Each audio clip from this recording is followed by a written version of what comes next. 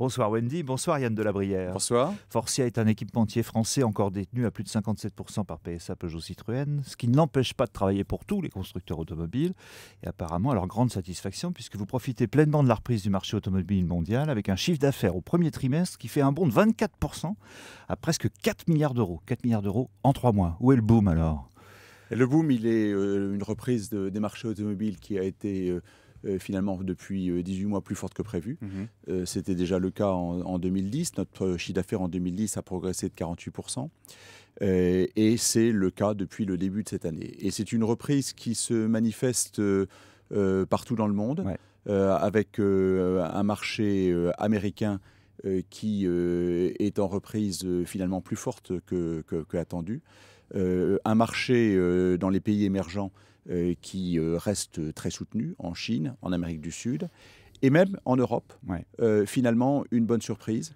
Un marché qui, là aussi, un peu moins que le marché nord-américain, mais néanmoins est reparti de manière plus rapide qu'attendue. On va détailler un peu. Là où vous faites fort, c'est vrai, et de manière presque inattendue, c'est en Amérique du Nord, 35% de mieux sur 3 mois.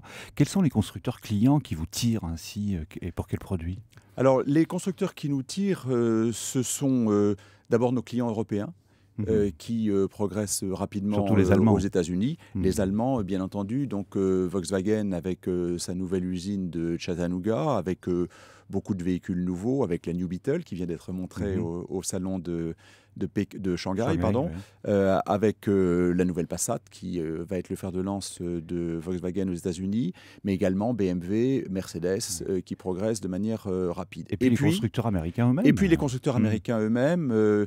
Nous sommes devenus un leader auprès de Ford, qui a une vraie politique, je dirais, mondiale, globale, et qui qu'aujourd'hui nous aidons à concevoir, à développer, à industrialiser des véhicules mondiaux comme la Fiesta et la Focus. L'Europe reste encore votre premier marché, plus de 2 milliards d'euros. Vous y progressez aussi assez nettement. Est-ce que c'est parce que vous êtes le fournisseur privilégié, on vient d'en parler, des constructeurs allemands qui sont les plus en forme ? Alors notre principal client est le groupe Volkswagen qui représente un peu plus du quart de notre activité. Les 3 constructeurs purement allemands, Volkswagen, BMW et Mercedes, représentent près de 40% de notre activité. Et à l'intérieur de cela, les marques de luxe, je viens de parler de BMW et de Mercedes, mais également Audi, qui est notre première marque client, représentent plus de 30% de notre activité en Europe. Et ces marques sont actuellement très très dynamiques. C'est vous qui faites le siège de l'Audi A8, c'est vous qui faites l'intérieur de la Mercedes classe S, ça vous campe quand même au niveau du standing, non ? Absolument, ce sont de très beaux produits dont nous sommes très très fiers et qui en plus marchent bien, tirés par la reprise du marché européen, mais surtout par une demande mondiale qui est extrêmement forte pour ces produits sur l'ensemble de la planète, notamment en Chine, qui est devenu un marché très important. Il faut parler de vos ambitions chinoises qui sont vraiment vertigineuses. Vous avez là-bas 25 usines, vous en aurez 30 à la fin de l'année, 50 dans 4 ans. Et en 2015, vous aurez plus de salariés en Chine qu'en France et même en Allemagne. Absolument, la Chine est devenue le premier marché mondial. Le premier marché mondial en nombre de voitures vendues, mais également en valeur des produits, car le marché chinois n'est pas un marché de bas de gamme, c'est un marché de cœur de gamme, dans lequel même aujourd'hui les véhicules de luxe se développent de manière très très rapide. Nous avons passé en 2010 pour la première fois le cap des 1 milliard d'euros de ventes en Chine, avec un réseau très dense, vous l'avez évoqué il y a un instant. Notre ambition est de faire 2,5 milliards de ventes à l'horizon 2015, donc de multiplier par 2,5, avec la perspective de développer nos ventes avec nos grands clients internationaux, dont on sait qu'ils se développent rapidement en Chine, mais également de commencer à travailler avec ce qui est en train d'émerger dans l'industrie automobile purement chinoise. C'est ça la grande nouveauté. Vous accompagnez même les constructeurs chinois dans leur développement et leur développement international. Il faudrait que vous nous disiez un mot de votre partenariat avec Geely, qui est le nouveau propriétaire de Volvo en Europe, le constructeur chinois qui monte. Absolument. Donc, quelques constructeurs chinois sont en train d'émerger sur la scène chinoise d'abord, mais également déjà sur la scène internationale. Vous avez évoqué le cas de Geely, qui est aujourd'hui en Chine un constructeur qui produit 1,5 million de voitures environ, qui vient de racheter Volvo, qui représente lui aussi de l'ordre de 400 000 voitures. Donc c'est un constructeur qui est en train de dépasser le million de voitures cette année en 2011, avec de grandes ambitions.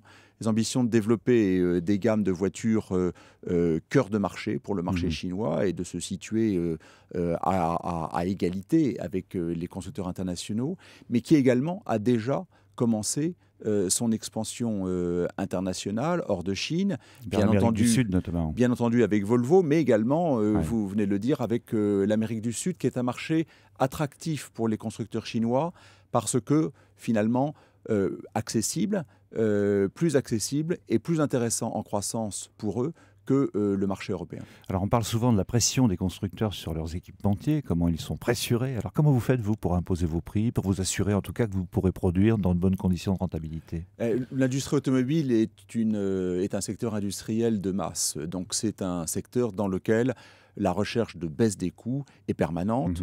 Elle est permanente pour les constructeurs, elle doit l'être pour les équipementiers et nous devons accompagner nos constructeurs clients dans leur recherche de baisse de coûts que demande le client final. Alors, je dirais qu'au-delà, bien entendu, il est important pour nous de le faire de manière raisonnable. La balance, elle s'établit aujourd'hui à travers un certain nombre de modifications des relations.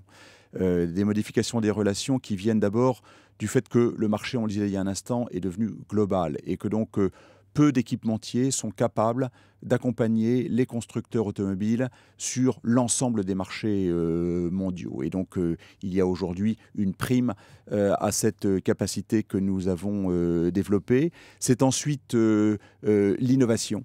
La recherche, le développement de nouveaux produits, de nouvelles solutions pour aider les constructeurs à satisfaire leurs ambitions pour les produits de demain, des produits plus sûrs, des produits plus environnementaux, plus respectueux des réglementations environnementales et offrant également des prestations et des conforts à l'intérieur des voitures qui sont aujourd'hui parmi les principaux objectifs des constructeurs automobiles. Vous sortez d'une restructuration douloureuse, elle était en cours quand la crise est arrivée, ça a franchement été difficile, vous avez réduit vos effectifs français d'environ 2000 personnes.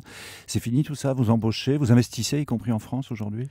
Je crois qu'on peut dire effectivement que cette page douloureuse, vous l'avez dit, est terminée. Nous avons procédé, du fait de la crise, à un ajustement douloureux. Je crois qu'on peut dire aujourd'hui que nous sommes repartis de l'avant et que les volumes nous permettent progressivement effectivement de réembaucher sur l'ensemble de l'Europe. Vous allez reprendre cette année le versement de dividendes à vos actionnaires. Est-ce qu'il y aura une prime pour vos salariés, comme une loi en cours de préparation devrait sans doute vous y contraindre? Écoutez, la loi, comme vous l'avez dit, est en cours de préparation, donc on va attendre d'en connaître les grandes lignes. Ça vous fait sourire en tout cas. Je crois qu'il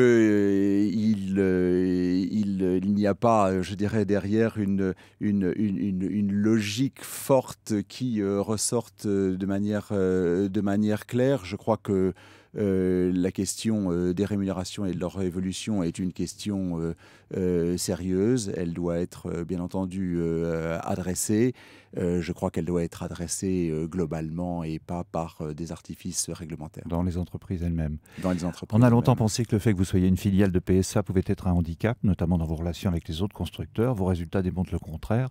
En quoi aujourd'hui c'est un atout pour vous, si c'en est un d'ailleurs, d'être adossé à un constructeur automobile ? Alors je crois que pour qu'une entreprise développe une vision de long terme, une stratégie de long terme, je dirais une certaine stabilité de son actionnariat est un point positif. Et c'est notre cas aujourd'hui. Nous avons, je dirais avec le conseil d'administration de Forcia, un vrai débat stratégique de long terme, une vraie vision de ce que nous souhaitons faire.